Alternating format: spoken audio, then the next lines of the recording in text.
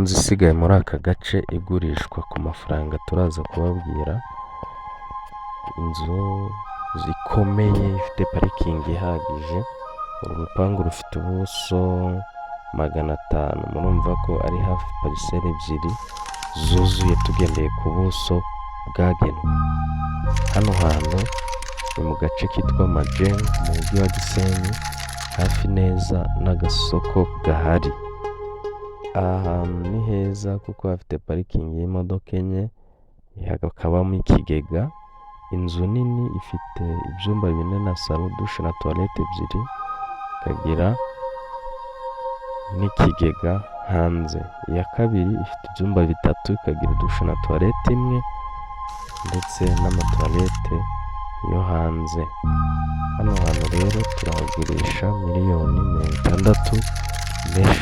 Harimo ibiganiro bikeya bishobora kugaragara cyangwa ntibibugaragare. Aha hantu dukurikije aho ibintu bigeze, ku nzu nk'izi zubatse mu buryo bukomeye, amatafari ahiye hasi nako imbere no hanze ni itafari rihiye. Murumva ko ari ibintu byiza. Niyo wazisenya wakomeza ukubakisha aya matafari, gusa sinumva n'impamvu yatuma usenya inzu yose, ahubwo wavugurura uko ushaka guhindura ibintu byawe. Muduhamagare kuri